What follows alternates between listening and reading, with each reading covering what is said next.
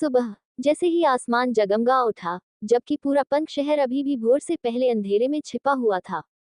अंडस्को silver moon संप्रदाय में अंडस्को बाहरी शिष्य ये जियाओ, आज आपके टूटे हुए डेंटियन के कारण आप अब मार्शल आर्ट का अभ्यास करने में सक्षम नहीं हैं। इसलिए अब आपको अपने पूरे जीवन में हमारे सिल्वर मून संप्रदाय के आसपास प्रवेश करने की अनुमति नहीं है, आधा कदम भी नहीं। 50 से 52 वर्ष की आयु के एक बूढ़े व्यक्ति ने ग्रैंड एल्डर की सीट पर बैठे हुए सख्त लहजे में कहा। उसके आसपास कई अन्य बुजुर्ग मौजूद थे और मुख्य सीट पर संप्रदाय का नेता बैठा था और ग्रैंड एल्डर की बातें सुन रहा था।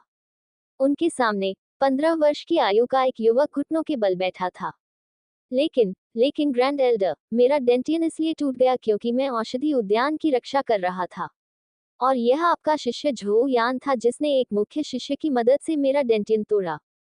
आपको उन्हें दंडित करना चाहिए, मुझे नहीं, ये जियाओ ने कहा।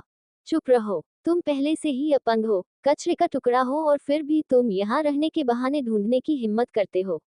बड़े बुजुर्ग ने ठंडे स्वर में चिल्लाया। मैंने संप्रदाय के लिए इतना कुछ किया और फिर भी संप्रदाय मेरे साथ ऐसा व्यवहार कर रहा है। ये शियाओ ने पूरे शरीर में दर्द महसूस करते हुए कहा। हमने तुम्हारे बारे में सब कुछ करने की कोशिश की और फिर भी तुम हमसे बहस करने की हिम्मत करते हो। संप्रदाय के नेता ने तुम्हें पहले ही 3000 चांदी के सिक्के दे दिए हैं, जो तुम्हारे लिए पहले से ही काफी हैं। ये तीसरे बुजुर्ग ने कहा था। संप्रदाय के नेता, बड़े वो, मैं, ये शियाओ बचपन से ही यहाँ पला बड़ा हूँ, लेकिन पता चला कि तुम इतने ठंडे दिल वाले हो। चूंकि यह ऐसा है, तो मैं, ये जियाओ, आज के बाद से सिल्वर मून संप्रदाय का हिस्सा नहीं हूँ। ये कहने के बाद वह खड़ा हो गया और संप्रदाय के निकास की ओर चलने लगा। रुको, ये जियाओ रुक गया, पीछे मुड़ा और ग्रैंड एल्डर के साथ साथ संप्रदाय के नेता और सिल्वर मून संप्रदाय के कई अन्य बुजुर्गों के ठंडे चेहरे को देखा।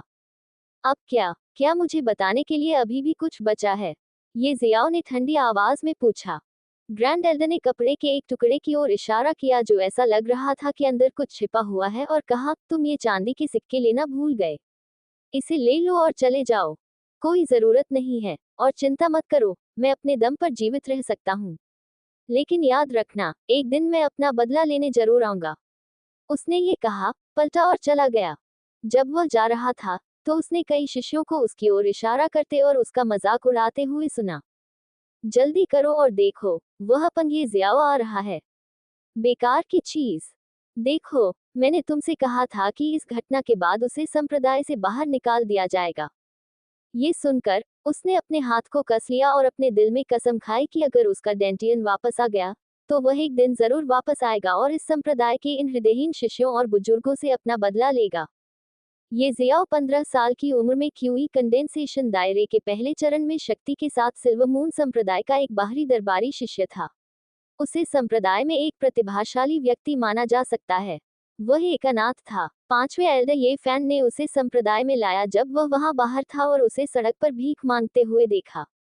उसने पाया कि ये जियाओ विशेषज्ञ बनने की प्रतिभा थी, इसलिए वह ये जियाओ को अपने साथ संप्रदाय में वापस ले आया और उसे अपना उपनाम भी दे दिया। वह 5वें एल्डर के मार्गदर्शन में एक अच्छा जीवन जी रहा था और सिल्वर मून संप्रदाय को अपना घर बना लिया था। लेकिन एक दिन उसने 5वें एल्डर ये फैन की मृत्यु की खबर सुनी। एल्डर ये फैन ने एक निश्चित औषधीय जड़ी बूटी प्राप्त करने के लिए चौथे दर्जे के जादुई जानवर से लड़ते हुए अपनी जान गंवा दी। 5वें एल्डर की मृत्यु के बाद संप्रदाय में उसका जीवन बहुत कठिन हो गया। उसने संप्रदाय में अपना दर्जा खो दिया और उसे औषधीय उद्यान में जड़ी बूटियों की देखभाल करने के लिए नियुक्त किया गया। संप्रदाय के मजबूत शिष्यों द्वारा उसे अक्सर धमकाया जाता था। इन सब के बाद भी उसने संप्रदाय के लिए कड़ी मेहनत की क्योंकि इस संप्रदाय ने उसे एक नया जीवन दिया। कल वह अपने मिशन को पूरा करने के लिए एक प्रथम श्रेणी के जादुई जानवर, एक पहाड़ी भालू का शिकार करने के लिए ब्लैक क्लाउड फॉरेस्ट गया था। ब्लैक क्लाउड फॉरेस्ट से वापस आकर और अपने मिशन के पूरा होने की रिपोर्ट करने के बाद जैसे ही वह औषधीय उद्यान में दाखिल हुआ, उसने ग्रैंड एल्डर के शिष्य झो यान को देखा जो बॉडी टेम्परिंग के 9वें चरण में था। वह औषधीय उद्यान से एक उच्च श्रेणी की जड़ी बूटी चुरा रहा था। उसके बगल में एक और अधेड़ उम्र का आदमी खड़ा था जो एक शक्तिशाली आभा दे रहा था। उसने उन्हें रोकने की कोशिश की लेकिन इसके बजाय उसे बुरी तरह पीटा गया, यहाँ तक कि उसका डेंटियन भी नष्ट हो गया। न केवल उसका डेंटियन बल्कि कई कीमती औषधीय जड़ी बूटियां भी नष्ट हो गईं। वह अभी भी दर्द से पीड़ित था जब अचानक कानून प्रवर्तन शिष्य और बुजुर्ग आए और उसे रस्सी से बांध दिया और उसे तब तक घसीटा जब तक वह संप्रदाय के नेता के सामने नहीं पहुंच गया।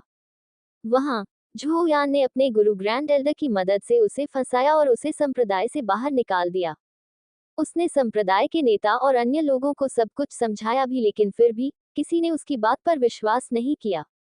उसे ये भी एहसास हुआ कि वहां मौजूद हर कोई उसके खिलाफ था। अचानक उसे याद आया कि ग्रैंड एल्डर को 5वें एल्डर से कुछ शिकायत थी और वहां मौजूद बुजुर्गों ने ग्रैंड एल्डर के खिलाफ जाने की हिम्मत नहीं की, यहाँ तक कि सिल्वर मून संप्रदाय के संप्रदाय नेता ने भी नहीं। उन्होंने 6 साल तक अपने संप्रदाय की सेवा की, लेकिन उसके बाद भी उन्हें उनके संप्रदाय के सदस्यों द्वारा बेरहमी से रौंदा गया और इस वजह से वह सिल्वर मून संप्रदाय के प्रति घृणा से भर गया। संप्रदाय के शिष्यों ने उनका मजाक उड़ाया, जबकि वह धीरे धीरे ब्लैक क्लाउड फॉरेस्ट की ओर चले गए। इस दुनिया में ताकत ही सब कुछ है। मजबूत शासन करते हैं जबकि कमजोर डर में रहते हैं। ताकत हासिल करने के लिए लोग साधना करते हैं और मार्शल आर्ट का अभ्यास करते हैं। साधना को कई प्रमुख क्षेत्रों में विभाजित किया गया है और उन प्रमुख क्षेत्रों को आगे 9 छोटे चरणों में विभाजित किया गया है। सिल्वर मून संप्रदाय एजियो ड्रैगन देश में मौजूद कई संप्रदायों में से एक छोटा संप्रदाय था। यहाँ शिष्यों को कई श्रेणियों में विभाजित किया गया था: बाहरी दरबार के शिष्य, आंतरिक दरबार के शिष्य और मुख्य शिष्य। वे शिष्य जिन्हें किसी बुजुर्ग या संप्रदाय के नेता द्वारा स्वीकार किया जाता है, उन्हें प्रत्यक्ष शिष्य भी कहा जाता है। जब 5वां बड़ा अभी भी जीवित था, तब ये जियाओ एक प्रत्यक्ष शिष्य था, लेकिन उसकी मृत्यु के बाद उसे बाहरी दरबार का शिष्य बना दिया गया और उसे औषधि उद्यान में जड़ी बूटियों की देखभाल करने का काम दिया गया। वह ब्लैक क्लाउड फॉरेस्ट की ओर चलता है क्योंकि जंगल से गुजरने के बाद वह लिन स्टार शहर तक पहुंच सकता है। अचानक उसे अपने शरीर के पिछले हिस्से से ठंडक महसूस हुई। वह जल्दी से बाईं ओर मुड़ा। उस समय जहां वह था, वहां एक धमाका हुआ। जब उसने अपना सिर उठाया तो उसने देखा कि झो यान 3 अन्य शिष्यों के साथ उसकी ओर आ रहा है। झो यान, तुम क्या चाहते हो? ये जियाओ ने कहा। हे, मुझे क्या चाहिए? मैं बस तुम्हें पीटने का मजा लेना चाहता हूँ। ये कहने के बाद वह अचानक हथेली से हमला करते हुए ये जियाओ की ओर बढ़ा। 100 सुई हथेली। आह! पूरे जंगल में एक युवक की चीख गूंज उठी। ये जियाओ 2 कारणों से इस हथेली के हमले से बच नहीं पाया। सबसे पहले, वह पहले से ही घायल था और उसका डेंटियन नष्ट हो गया था। दूसरा, झो यान की गति बहुत तेज थी। उसने उसे चकमा देने का मौका नहीं दिया। 100 सुई हथेली। झो यान ने एक बार फिर उसके सीने पर हमला किया। ये शियाओ को लगा जैसे सैकड़ों सुइयां उसके सीने में घुस रही हैं। वह पहले से ही बुरी तरह घायल था, लेकिन इस हमले के बाद और भी घायल हो गया। उसके घाव और भी गहरे हो गए। हे, ट्रैश, पिटाई के बाद तुम्हें कैसा लग रहा है? झो यान ने जमीन पर पड़े युवक से पूछा। वरिष्ठ भाई झो, चलो उसे मार देते हैं, झो यान के बगल में एक आदमी ने कहा। नहीं, अभी नहीं, मैं उसे धीरे धीरे प्रताड़ित करूंगा। उसे अपने शरीर के अंगों के कटने का दर्द महसूस करने दो। हाँ, वरिष्ठ भाई सही कह रहे हैं, झो यान के साथ आए शिष्यों में से एक ने कहा और ये शियाओ के पेट में लात मारी। आह! ये शियाओ उड़ गया। उसने खून की एक बड़ी उल्टी की। झो यान, अब मुझे मार डालो। अगर किसी भी तरह मैं जिंदा रहा तो मैं तुम्हें मार डालूंगा, ये शियाओ ने कहा। वह यहाँ मरने को तैयार नहीं था। वह यहाँ से भागने का कोई रास्ता सोचने लगा। वह एक निश्चित दिशा में भागा, ये सोचकर कि उसे कुछ ऐसा मिल जाए जो उसे झो यान और उसके अनुयायियों से छुटकारा दिला सके। हे, ट्रैश, तुम कहाँ भाग रहे हो? झो यान ने उसका पीछा करना शुरू कर दिया। ये शियाओ अचानक रुक गया क्योंकि उसके सामने एक गहरी खाई थी। वह एक चट्टान की चोटी पर था। अब तुम जानते हो कि तुम मुझसे भाग नहीं सकते। ओह, तो वहां एक खाई है, इसलिए तुम अपने रास्ते पर रुक गए। तुमने भागने की हिम्मत की, अब मर जाओ। ये कहने के बाद झो यान ने उसे लात मारी। वह उड़ गया और खाई में गिर गया। ये शियाओ ने झो यान को देखा और कुछ कहना चाहता था, लेकिन उसकी दृष्टि धुंधली होने लगी और वह अपनी चेतना खो बैठा। धमाका। ये शियाओ, जो अपनी चेतना खो चुका था, लगभग 5 मीटर ऊंची काली घास की मोटी परत पर गिर गया। उसके शरीर से खून बहने लगा। ये शियाओ के हृदय से गहरा लाल रक्त टपका और काली घास पर गिरा। काली घास ने तुरंत अपना रंग बदल लिया और लाल हो गई। वह अपनी अंतिम सांस ले रहा था। अचानक एक परिवर्तन हुआ। घास पर एक काली रोशनी चमक उठी। जो खून पहले गिरा था वह वास्तव में उस काली गेंद में प्रवेश कर गया। बस ताजा खून को सोखने के बाद वह काली गेंद अचानक कांपने लगी। कुछ समय बाद उसका रंग काले से बहुरंगी हो गया। अचानक बहुरंगी प्रकाश की धाराएं सभी दिशाओं में फैल गईं। फिर काली गेंद, जो अब एक बहुरंगी गेंद थी, सीधे ये शियाओ के हृदय में घुस गई, जैसे कि वह जीवित हो। काली गेंद ये शियाओ के हृदय में प्रवेश कर गई और गेंद से बहुरंगी ऊर्जा बाहर निकल गई और उसके शरीर में विलीन होने लगी। उसके तुरंत बाद ये शियाओ का शरीर बहुरंगी प्रकाश से चमकने लगा। बहुरंगी प्रकाश अपने साथ सघन प्राण ऊर्जा लेकर आया और ये शियाओ की क्षतिग्रस्त मेरिडियन की मरम्मत करने लगा। जब इसने ये शियाओ की मेरिडियन की मरम्मत की तो बहुरंगी प्रकाश उसके मेरिडियन से होते हुए उसके रक्त में से गुजरा। उसके बाद इसने अस्थि और मज्जा को उन्नत करना शुरू कर दिया। उसकी अस्थि और मज्जा को उन्नत करने के बाद यह उसके डांटियन में प्रवेश कर गया। जैसे ही सघन प्राण ऊर्जा के साथ बहुरंगी प्रकाश उसमें प्रवेश किया, उसके डांटियन की भी मरम्मत होने लगी। उसके मेरिडियन बदल गए और बहुत ज्यादा हो गए, पहले से ज्यादा मजबूत। उसकी अस्थि मज्जा शुद्ध और उन्नत हो गई और उसका डेंटियन भी बहाल हो गया। जब ये सब हो गया तो उसके शरीर से बहुरंगी रोशनी गायब हो गई, जैसे कि वह कभी थी ही नहीं। उसके दिल में बहुरंगी गेंद भी वापस अपने मूल स्वरूप में लौट आई, एक काली गेंद बन गई। ये जियाओ के शरीर से एक गहरा काला तरल पदार्थ निकला। ये उसके शरीर की अशुद्धियां थीं जो उसके शरीर से बाहर निकलने लगी। धीरे धीरे ये जियाओ को होश आ गया। मैं जिंदा हूँ। मैं जिंदा हूँ। हाँ हाँ, मैं मरा नहीं, मैं अभी भी जिंदा हूँ। ये जियाओ जोर से हंसा। ये मेरा डेंटियन, इसकी मरम्मत हो गई है। हाँ हाँ हाँ, अब मैं एक बार फिर से साधना कर सकता हूँ। झोयान, ग्रैंड एल्डर, संप्रदाय नेता सभी बस इंतजार करें। एक दिन मैं, ये जियाओ, वापस आऊंगा और अपना बदला लूंगा। लेकिन कैसे कैसे मेरा डेंटियन और मेरी मेरिडियन की मरम्मत हुई, ये सब ठीक हो गया है और पहले से भी ज्यादा मजबूत है। ये जियाओ ने अपनी आत्मा की ऊर्जा से अपने शरीर के अंदर जांच करना शुरू किया। अचानक उसने अपने दिल में कुछ देखा। आया, मेरे दिल में यह क्या है? एक गेंद नहीं, यह मोती जैसी दिखती है और इस पर उकेरी गई ये तस्वीर क्या है? आकाशगंगा की एक तस्वीर। आह, मुझे नहीं पता, अभी के लिए इसे रहने दें। लेकिन यह मोती वास्तव में क्या है? क्या इसने मेरे डेंटियन और मेरिडियन की मरम्मत की? अगर ऐसा है तो यह निश्चित रूप से एक खजाना है। ये जियाओ ने अपनी आत्मिक ऊर्जा से मोती को छुआ और अचानक उसे अपनी आंखें धुंधली सी महसूस हुई और जब सब कुछ स्पष्ट हो गया तो उसने खुद को दूसरी दुनिया में पाया। ये जियाओ कहीं से भी एक खूबसूरत घास के मैदान के बीच में था। वहां एक जंगल, पहाड़, एक बहुत बड़ी नदी, बहुत खूबसूरत फूलों से घिरा एक बड़ा घास का मैदान और शुद्ध जैत से बना एक रास्ता था जो 4 दिशाओं में जाता था। उसने जेड पथ को देखा जो 4 अलग अलग दिशाओं में जा रहा था। जेड पथ जो बाईं दिशा में जा रहा था वह पहाड़ों और नदियों की ओर जा रहा था। जेड पथ जो दाईं दिशा में जा रहा था वह घने जंगल की ओर जा रहा था। उसे नहीं पता था कि जेड पथ जो उसकी पिछली दिशा में जा रहा था वह कहाँ जाता है, क्योंकि यहाँ से कुछ भी दिखाई नहीं दे रहा था और यही बात जेड पथ के लिए भी लागू होती है जो सीधा जा रहा था।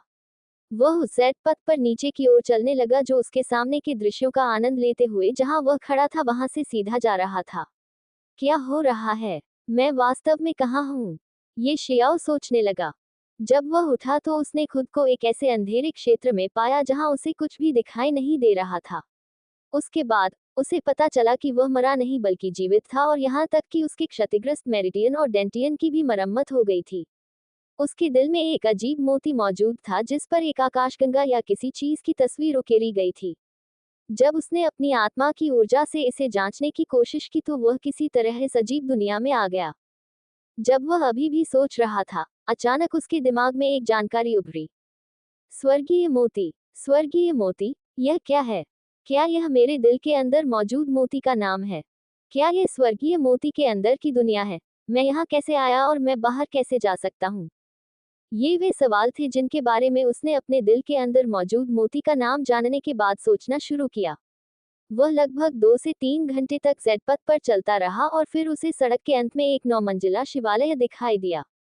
वह 9 मंजिला पगोडा के सामने चला गया और पगोडा के द्वार के बाईं ओर एक पत्थर का खंभा देखा जिसकी ऊंचाई लगभग 1 मीटर थी।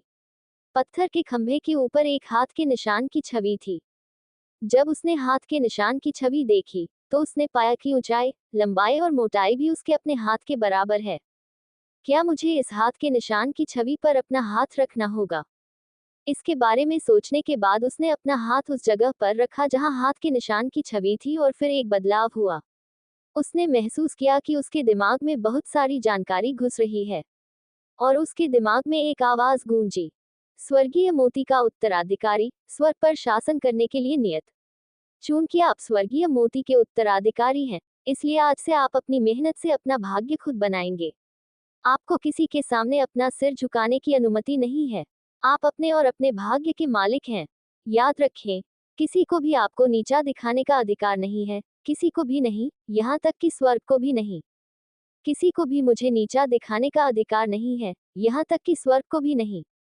ये जियाओ ने ये वाक्य बुदबुदाया और उसका खून खौलने लगा। उसकी आंखें चमक उठी और उसने आसमान की ओर देखते हुए जोर से कहा, हाँ, मैं, ये जियाओ, अपने भाग्य और खुद का मालिक हूँ। किसी को भी मुझे नीचा दिखाने का अधिकार नहीं है और किसी को भी मार्शल आर्ट के शिखर की ओर बढ़ने के मेरे रास्ते में खड़े होने का अधिकार नहीं है। अगर शैतान मेरा रास्ता रोककर खड़े हैं, तो मैं शैतान को 1000 टुकड़ों में काट दूंगा। अगर देवता मेरा रास्ता रोककर खड़े हैं, तो मैं देवताओं को मार दूंगा और अगर स्वर्ग मेरा रास्ता रोककर खड़े हैं, तो मैं, ये जियाओ, स्वर्ग को नष्ट कर दूंगा। उसके बाद वह शांत हो गया और अचानक उसे दरवाजा खुलने की आवाज सुनाई दी। चुर चुर, उसने दरवाजे की तरफ देखा और उसकी तरफ चलने लगा। जब वह 9S के दरवाजे के सामने पहुंचा टोरी पगोडा, वह रुक गया और उसके अंदर देखा। वहां केवल अंधकार था। मुझे अंदर जाना चाहिए या नहीं? उसने इसके बारे में सोचा और फिर निर्णय लिया। इसे भूल जाओ, चूंकि मैं स्वर्गीय मोती का उत्तराधिकारी हूँ, इसलिए मैं इसके अंदर देखूंगा। उसने एक कदम आगे बढ़ाया और दरवाजा पार करते हुए 9 मंजिला पगोडा की पहली मंजिल में प्रवेश किया। प्रवेश करते ही उसने अपनी आंखें बंद कर ली क्योंकि अचानक उसके सामने रोशनी चमक उठी। कुछ सांस लेने के बाद उसने अपनी आंखें खोली और देखा कि इस मंजिल पर एक कड़ाही के अलावा कुछ भी नहीं था। एक ड्रैगन था, जो कड़ाही के चारों ओर चक्कर लगा रहा था। ये जियाओ धीरे धीरे कड़ाही की ओर चला और जैसे ही वह कड़ाही को छूने वाला था, उसके दिमाग में एक बार फिर से बहुत सारी जानकारी कौंधी। जानकारी के माध्यम से उसने पाया कि 9 मंजिला पगोडा की पहली मंजिल पर बाहर की तुलना में समय धीरे धीरे बहता है। यहाँ 3 दिन बाहर के 1 दिन के बराबर हैं। दूसरे शब्दों में कहें तो यहाँ समय बाहर की तुलना में 3:1 के अनुपात में बहता है। ये जानने के बाद वह बहुत खुश हुआ। इस टॉवर की मदद से वह बाहरी दुनिया की तुलना में कई गुना तेजी से खेती कर सकता है। और यहाँ आत्मा ऊर्जा बाहर की तुलना में बहुत सघन है। और यहाँ से प्राप्त जानकारी के माध्यम से ये जियाओ ने पाया कि फर्श के बीच में मौजूद कड़ाही में 3 प्रकार की स्मृति संग्रहित हैं और वह इन यादों को अपनी यादों के रूप में उपयोग कर सकता है। उसने जल्दी से कड़ाही का ढक्कन खोला और 3 अलग अलग अवरोधों के अंदर 3 प्रकार की चमकीली रोशनी देखी। उसने जो जानकारी प्राप्त की, उससे उसे पता चला कि अवरोध से घिरी लाल रंग की चमकीली रोशनी में एक प्राचीन गोली देवता द्वारा कीमिया की स्मृति है। अवरोध से घिरी नीली रंग की चमकीली रोशनी में एक प्राचीन गठन देवता द्वारा संरचनाओं के बारे में यादें हैं। और अंत में अवरोध से घिरी बैंगनी रंग की चमकीली रोशनी में हथियार शोधन के एक प्राचीन देवता की हथियार शोधन की यादें हैं। और प्राचीन देवताओं की यादों के अलावा वहां एक और चीज मौजूद थी और वह थी ड्रैगन के बर्तन के स्थान में तैरती हुई रोशनी की एक छोटी सी गेंद। ये जियाओ को बर्तन के स्थान में तैरती हुई रोशनी की उस छोटी सी गेंद के बारे में कोई जानकारी नहीं मिली। इसलिए वह इस छोटी सी रोशनी की गेंद को लेकर थोड़ा उलझन में था। थोड़ा सोचने के बाद उसने ध्यान से अपना हाथ रोशनी की उस छोटी सी गेंद की ओर बढ़ाया। जिस क्षण उसकी उंगलियां रोशनी की गेंद को छूती हैं, ये जियाओ को ऐसा लगता है जैसे उसका सिर फट जाएगा क्योंकि उसके दिमाग में बहुत सारी जानकारी उमड़ रही थी। ये जियाओ की इच्छा शक्ति के बावजूद वह अपने दोनों हाथों से अपने सिर को थामे रखने से खुद को रोक नहीं पाया। दर्द काफी देर तक रहा और फिर ये जियाओ के दिमाग में कुछ अतिरिक्त दिखाई दिया। ध्यान से पढ़ने के बाद ये जियाओ को एहसास होता है कि उसके दिमाग में जो चीज दिखाई दी, वह एक साधना पद्धति थी, जिसे नो ड्रैगन यूनिवर्सल सर्कुलेशन तकनीक कहा जाता है। ये दुनिया जिसे एज्योर स्काई कॉन्टिनेंट के नाम से भी जाना जाता है, साधना की दुनिया थी जहां हर कोई मार्शल आर्ट का अभ्यास करता था और खुद को मजबूत बनाने के लिए स्वर्ग और पृथ्वी की ऊर्जा को अवशोषित करने पर निर्भर था। स्वर्ग और पृथ्वी की ऊर्जा को अपने उपयोग के लिए अवशोषित करने के तरीके को साधना विधि कहा जाता था। एक ऐसी तकनीक जो किसी के शरीर में मौजूद आध्यात्मिक ऊर्जा का उपयोग शक्तिशाली हमले को मुक्त करने की शक्ति के रूप में करती है, उसे मार्शल आर्ट तकनीक या युद्ध कौशल कहा जाता है। चाहे वह साधना तकनीक हो या युद्ध कौशल, वे सभी 4 स्तरों में विभाजित थे: पीला, गहरा, पृथ्वी और स्वर्ग। पीला सबसे निचला और स्वर्ग सबसे ऊंचा रैंक था। प्रत्येक स्तर को आगे 3 स्तरों में विभाजित किया गया था: निम्न, मध्यम और उच्च रैंक। जब महाद्वीप पर सभी साधना विधियां साधना के एक निश्चित स्तर पर पहुंच जाती हैं और शरीर में आध्यात्मिक ऊर्जा पूरी तरह से जमा हो जाती है, तो वे आध्यात्मिक ऊर्जा के बंधनों को तोड़कर प्रसारित हो सकती हैं और फिर वे ऊपर उठ सकती हैं। ये जियाओ को नहीं पता था कि नौ ड्रैगन यूनिवर्सल सर्कुलेशन तकनीक को किस स्तर पर माना जा सकता है, न ही इस पर कुछ लिखा गया है। इसमें केवल विधि और इसका उपयोग कैसे किया जा सकता है, इसका उल्लेख किया गया था। 9 ड्रैगन यूनिवर्सल सर्कुलेशन तकनीक में कुल 9 परतें थीं। जब कोई 9 ड्रैगन यूनिवर्सल सर्कुलेशन तकनीक की पहली परत की खेती करता है, तो वह अपनी चेतना के सागर में एक सच्चा ड्रैगन बना सकता है और यहाँ तक कि ड्रैगन की क्षमताओं का उपयोग भी कर सकता है। जब कोई 9 ड्रैगन यूनिवर्सल सर्कुलेशन तकनीक की पहली परत की खेती करके चरम पर पहुंचता है, तो वह सफलता प्राप्त कर सकता है और अपनी चेतना के सागर में दूसरा ड्रैगन बना सकता है और फिर 9 ड्रैगन यूनिवर्सल सर्कुलेशन तकनीक की दूसरी परत की खेती करने में सक्षम हो जाएगा। 9 ड्रैगन यूनिवर्सल सर्कुलेशन तकनीक की खेती करते हुए किस तरह का ड्रैगन बनाया जा सकता है, ये व्यक्ति के भाग्य पर निर्भर करता है। यह एक शक्तिशाली ड्रैगन हो सकता है और यह एक कचरा ड्रैगन भी हो सकता है।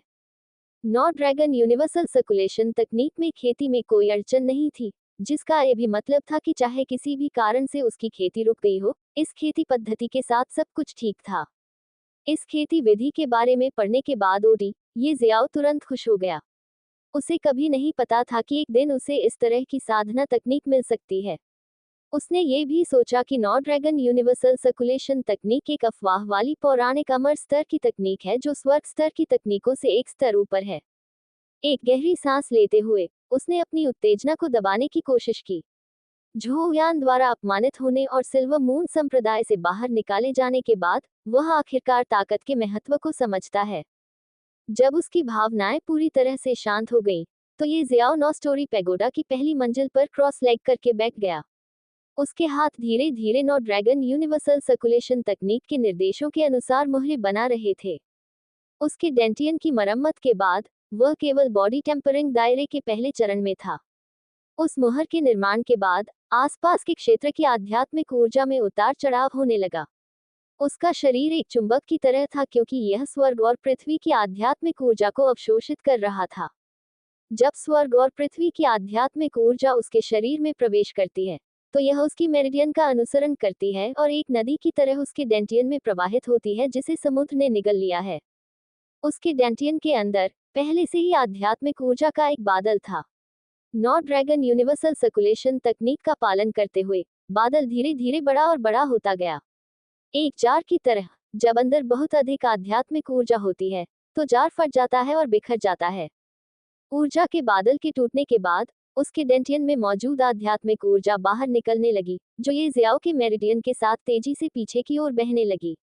जैसे ही उसके डेंटियन में मौजूद आध्यात्मिक ऊर्जा उसके शरीर में वापस आई, ये जियाओ के मेरिडियन वास्तव में नग्न आंखों से दिखाई देने वाली गति से फैलने लगे। जैसे जैसे उसके मेरिडियन फैलते गए, ये जियाओ का शरीर लगातार मजबूत होता गया। आधी अगरबत्ती को जलने में जितना समय लगता है, उसके बाद सारी आध्यात्मिक ऊर्जा उसके डेंटियन में वापस आ गई और आध्यात्मिक ऊर्जा का ये बादल पहले से कई गुना बड़ा हो गया।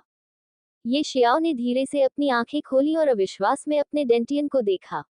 उसने अपने शरीर में बढ़ती शक्ति को महसूस किया और उसकी आंखें उत्साह से भर गईं। बॉडी टेम्परिंग दायरे का तीसरा चरण। वह बॉडी टेम्परिंग दायरे के पहले चरण से सीधे बॉडी टेम्परिंग दायरे के तीसरे चरण में कूद गया। ओह बूम! एक मुक्का के साथ 9 मंजिला पगोडा की पूरी पहली मंजिल में एक विस्फोट हुआ। ये बिल्कुल अकल्पनीय है कि कोई व्यक्ति जो अभी अभी बॉडी टेम्परिंग दायरे के तीसरे चरण में पहुंचा है, उसके पास इतनी बड़ी शक्ति होगी। मेरे लिए बॉडी टेम्परिंग के छठे या 7वें चरण से मुकाबला करना मुश्किल नहीं है। शांत होने के बाद उसने 9 ड्रैगन यूनिवर्सल सर्कुलेशन तकनीक का संचार करना शुरू कर दिया। अब वह अपनी चेतना के समुद्र में एक सच्चा ड्रैगन बनाना चाहता था, क्योंकि सच्चा ड्रैगन बनाने के बाद ही वह और भी मजबूत हो सकता है और उसके पास कुछ जीवन रक्षक क्षमताएं होंगी और वह और भी तेजी से साधना कर सकेगा। 9 ड्रैगन यूनिवर्सल सर्कुलेशन तकनीक की हर परत का अपना लाभ है। जब उसने स्वर्ग और पृथ्वी की आत्मा ऊर्जा का संचार करना शुरू किया और 9 ड्रैगन यूनिवर्सल सर्कुलेशन तकनीक के अनुसार हाथ की मुहर बनाए, तो उसकी चेतना के सागर में एक ड्रैगन की काल्पनिक रूपरेखा उभरने लगी। ये देखकर वह तुरंत उत्साहित हो गया। 9 ड्रैगन यूनिवर्सल सर्कुलेशन तकनीक की पहली परत की खेती करने से यह किस तरह का ड्रैगन बनेगा? भूल जाओ। मुझे उम्मीद है कि यह एक बहुत शक्तिशाली ड्रैगन होगा ताकि मेरी ताकत एक बार फिर बढ़ सके। और हाँ, ड्रैगन की क्षमताएं भी हैं। मैं इससे किस तरह की क्षमताएं प्राप्त कर सकता हूँ? थोड़ी देर सोचने के बाद वह एक बार फिर शांत हो गया और 9 ड्रैगन यूनिवर्सल सर्कुलेशन तकनीक के अनुसार ड्रैगन बनाना शुरू कर दिया। जैसे जैसे समय बीतता गया, काल्पनिक ड्रैगन अधिक से अधिक वास्तविक होने लगा। सबसे पहले उसने अपनी पूंछ बनाए और फिर उसका पेट, उसके बाद उसके पंख और पंजे, और धीरे धीरे ड्रैगन का सिर बनाने के बाद उसके पूरे शरीर पर अनगिनत शल्क उभरने लगे।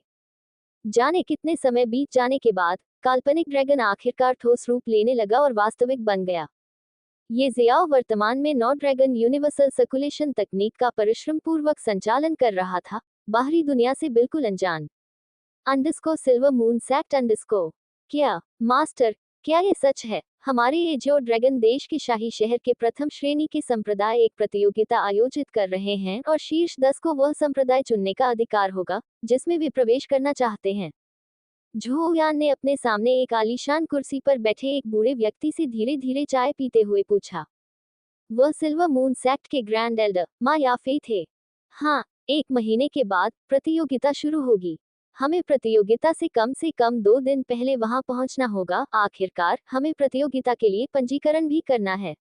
प्रतियोगिता शुरू होने से 24 घंटे पहले पंजीकरण समाप्त हो जाएगा। प्रतियोगिता में अच्छा प्रदर्शन करना और प्रतियोगिता आयोजकों या वहां मौजूद संप्रदाय के सदस्यों की नजरों में आना याद रखें। प्रतियोगिता में शीर्ष 100 इंपीरियल सिटी के 5 महान संप्रदायों में प्रवेश करेंगे और शीर्ष 10 को वह संप्रदाय चुनने का अधिकार दिया जाएगा जिसमें वे प्रवेश करना चाहते हैं। ग्रैंड एल्डर अपने प्रत्यक्ष शिष्य झोयान को प्रतियोगिता के बारे में बताते हुए और अधिक उत्साहित हो गए। हाँ गुरु, मैं निश्चित रूप से प्रतियोगिता में शीर्ष 10 में आ जाऊंगा। हाँ गुरु, एक और बात, हम इंपीरियल सिटी जाने के लिए कब निकलेंगे? हम लगभग आधे महीने बाद हम अपने सिल्वर मून संप्रदाय के 9 अन्य उत्कृष्ट शिष्यों के साथ उड़ने वाले जादुई जानवर पर अपने संप्रदाय से प्रस्थान करेंगे। इंपीरियल सिटी तक पहुंचने में लगभग 10 दिन लगेंगे। हम प्रतियोगिता शुरू होने से 5 दिन पहले वहां पहुंच जाएंगे।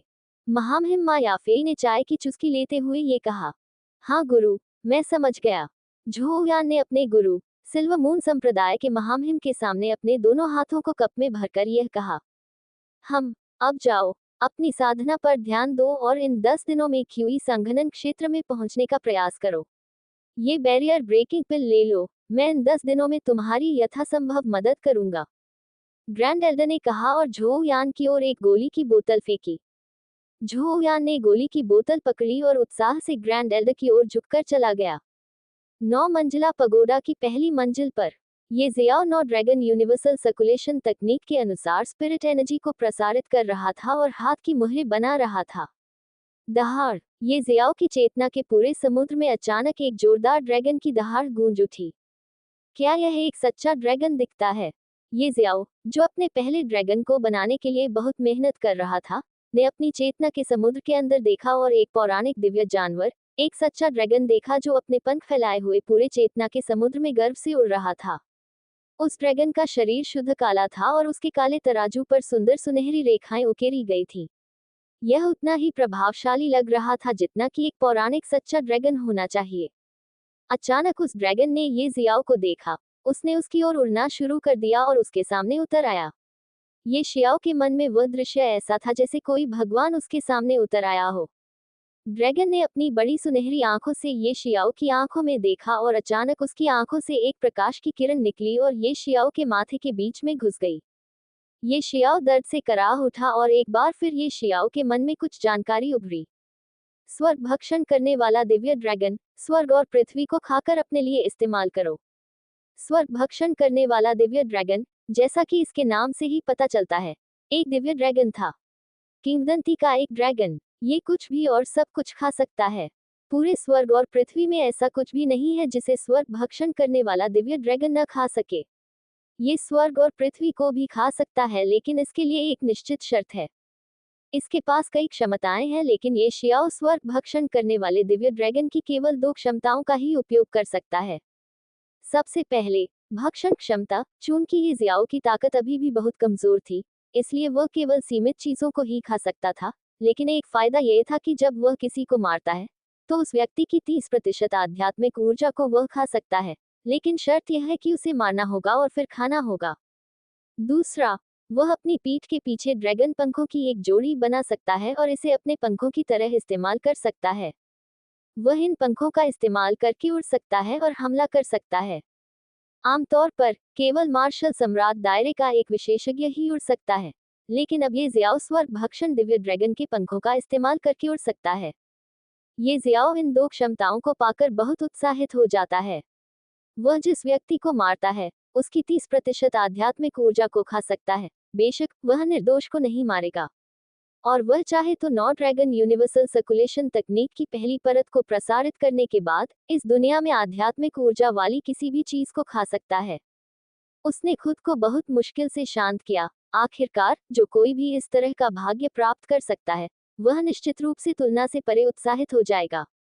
स्वर्ग भक्षण करने वाले दिव्य ड्रैगन में कई अद्भुत क्षमताएं हैं, लेकिन ये जियाओ अपनी शक्ति की कमी के कारण उनका उपयोग नहीं कर सकता। उसके बाद वह अपनी चेतना के सागर से बाहर निकल गया।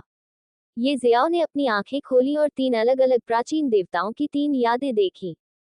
क्या अफसोस है, मेरे पास अभी पर्याप्त शक्ति नहीं है, अन्यथा मैं कम से कम 3 यादों में से एक को अपने साथ मिला सकता हूँ। 9 मंजिला शिवालय की पहली मंजिल पर आने के बाद उसे जो जानकारी मिली, उससे उसे पता था कि अगर उसे 3 प्राचीन देवताओं की यादें प्राप्त करनी है, तो उसे अवरोध को खोलने के लिए पर्याप्त शक्ति की आवश्यकता होगी। प्राचीन गोली देवता की यादों के अवरोध को खोलने के लिए उसे कम से कम क्यूई संघनन क्षेत्र के पहले चरण की शक्ति की आवश्यकता थी। प्राचीन गठन देवता की यादों के अवरोध को खोलने के लिए उसे कम से कम मूल कोर क्षेत्र के पहले चरण की शक्ति की आवश्यकता थी। प्राचीन शिलालेख देवता की यादों के अवरोध को खोलने के लिए उसे कम से कम मार्शल किंग क्षेत्र के पहले चरण की शक्ति की आवश्यकता थी। अभी ये जियाओ बॉडी टेम्परिंग दायरे के तीसरे चरण में ही था। अगर वह खोलना चाहता तो 3 बाधाओं में से किसी एक को पार करके उसे कड़ी मेहनत करनी पड़ी और ताकत हासिल करनी पड़ी। एज्योर स्काई कॉन्टिनेंट में केवल ताकत मायने रखती है, चाहे आपकी पहचान कितनी भी महान क्यों न हो। अगर आपके पास ताकत नहीं है, तो आपका एकमात्र भाग्य ताकतवर लोगों द्वारा कुचला जाना होगा। हाँ, ये दूसरी बात है कि आपके पास पर्याप्त ताकत नहीं है, लेकिन आपके पीछे एक शक्तिशाली समर्थक है। ये जियाओ ने निराशा में अपना सिर हिलाया और 9 मंजिला शिवालय से बाहर निकल गया। एक बार फिर उसके सामने एक विशाल और सुंदर दुनिया दिखाई दी। पत्थर के खंभे पर हाथ रखने के बाद उसे जो जानकारी मिली, उससे उसे पता चला कि इस विशाल दुनिया और यहाँ तक कि 9 मंजिला शिवालय का उपयोग अंदर की चीजों को संग्रहित करने के लिए किया जा सकता है। वह यहाँ स्वर्गीय मोती की दुनिया में एक जादुई जानवर भी पाल सकता है। वह जड़ी बूटियां लगा सकता है और उन्हें पाल सकता है और स्वर्गीय मोती के अंदर की दुनिया में उन्हें और भी अधिक प्रजनन कर सकता है। एज्योर स्काई कॉन्टिनेंट में एक उपकरण है जिसे स्टोरेज बैग कहा जाता है। अगर कोई चाहे तो स्टोरेज बैग के अंदर कई चीजें स्टोर कर सकता है। एक स्थानिक अंगूठी भी है। स्थानिक अंगूठी के अंदर कई चीजें रखी जा सकती हैं और इसे उंगली पर पहना जा सकता है। लेकिन स्थानिक अंगूठियां बहुत दुर्लभ हैं और उनकी कीमत भी बहुत ज्यादा है, इसलिए बहुत कम लोग उन्हें खरीद पाते हैं। अगर कोई जीवित पौधे या जड़ी बूटी को स्टोर करना चाहता है, तो उसे एक विशेष स्थानिक अंगूठी की जरूरत होती है जिसे जीवन स्थानिक अंगूठी कहा जाता है, लेकिन ये सामान्य स्थानिक अंगूठियों की तुलना में बहुत दुर्लभ और महंगी है। ये जियाओ बहुत उत्साहित था। समय समय पर वह जोर से हंसता और आसमान की ओर चिल्लाता। अगर वहां कोई और आदमी मौजूद होता, तो वह ये जियाओ को पागल कहता। मैं यहाँ से कैसे निकलूं? जैसे ही ये जियाओ ये सोच रहा था, उसकी आंखें अचानक धुंधली हो गईं, और एक बार फिर जब उसके आसपास की हर चीज साफ हो गई, तो उसने खुद को एक काले घेरे में पाया। उसे पता था कि वह उस खट के तल पर था जिसे उसने पहले ब्लैक क्लाउड फॉरेस्ट की चट्टान से देखा था। अचानक ये जियाओ की पीठ पर खूबसूरत सुनहरी रेखाओं वाली काले ड्रैगन पंखों की एक जोड़ी दिखाई दी। उसने अपने ड्रैगन पंखों को फड़फड़ाया और आसमान में उड़ने लगा। जब वह चट्टान के शीर्ष पर पहुंचा, तो वह उस पर उतरा और जोर जोर से सांस लेने लगा। मेरी वर्तमान ताकत के साथ, मैं लंबे समय तक ड्रैगन विंग्स का उपयोग नहीं कर सकता। जब उसने थोड़ी देर के लिए अपनी सांस को संभाला, तो उसने एक बार फिर लिन स्टार सिटी की यात्रा शुरू की। बूम! जैसे ही वह लिन स्टार सिटी की ओर चल रहा था, उसने एक विस्फोट सुना। क्या कोई वहां लड़ रहा है? चलो चलते हैं और देखते हैं। लड़ाई की आवाजों का अनुसरण करते हुए ये जियाओ जंगल में एक स्थान की ओर बढ़ गया। उसके सामने लड़ाई करीब और करीब होती जा रही थी। हर जगह जंगल और चट्टानें उड़ रही थीं। कोई कल्पना कर सकता था कि लड़ाई कितनी तीव्र थी।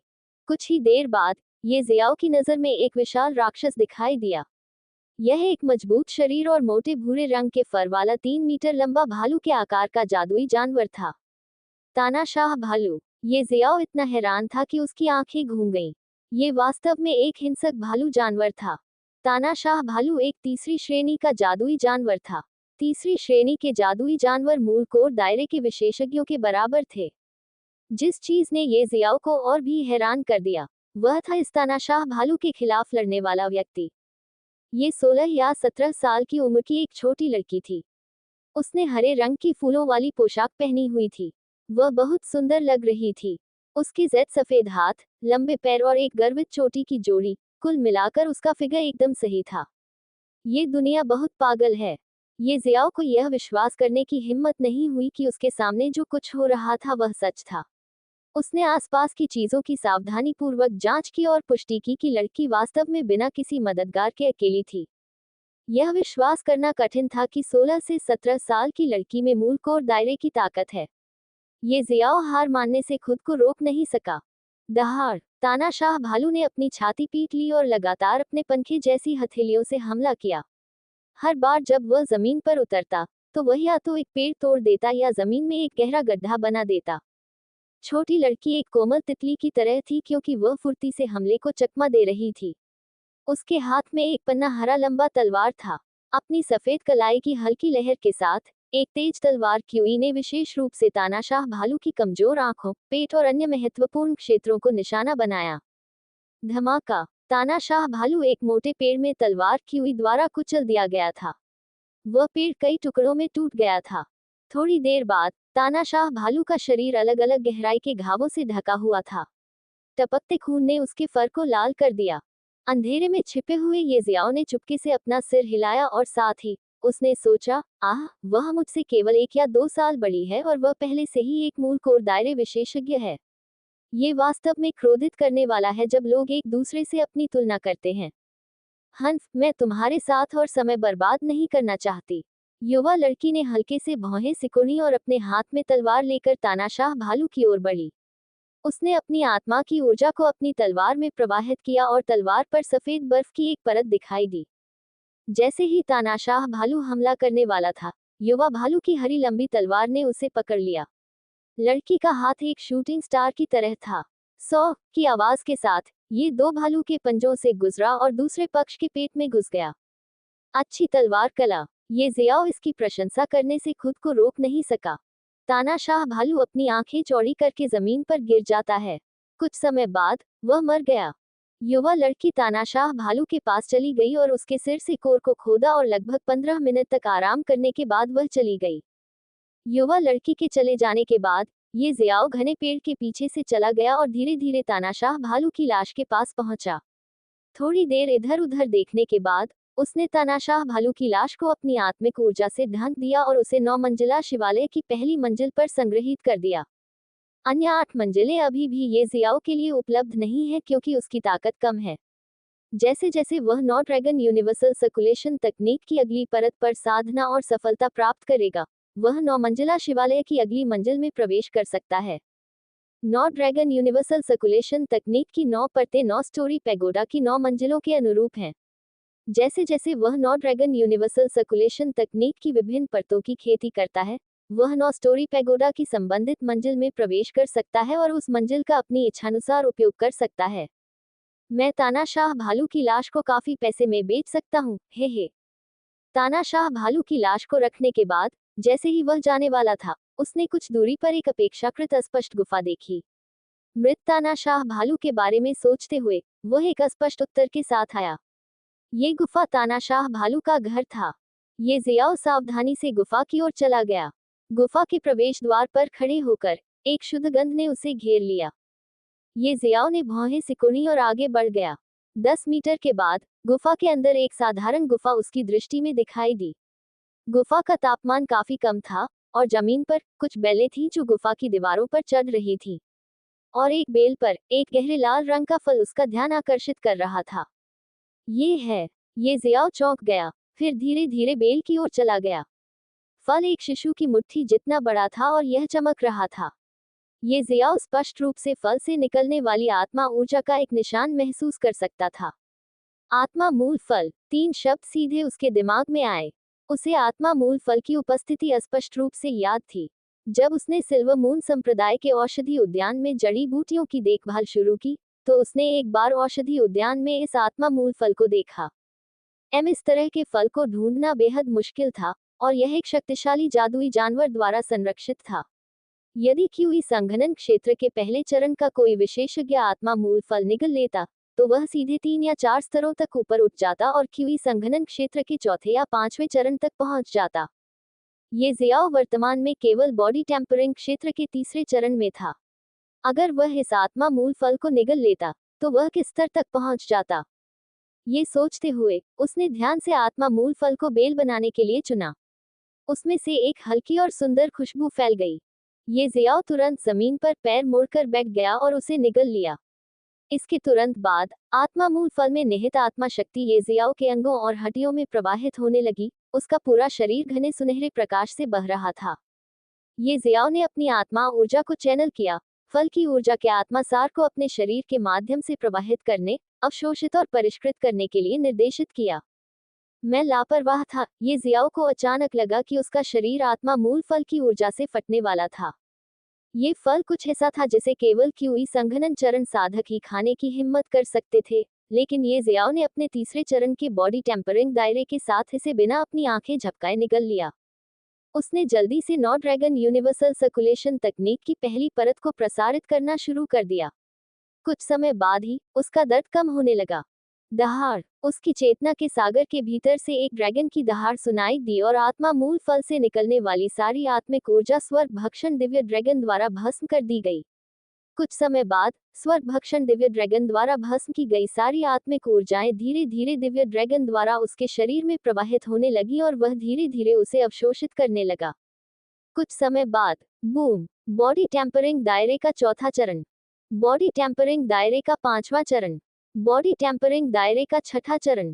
कौन जानता है कि कितना समय बीत गया। वह लगातार आगे बढ़ता रहा और बॉडी टेम्परिंग के शिखर पर पहुंचने के बाद ही रुका। बॉडी टेम्परिंग दायरे का 9वां चरण।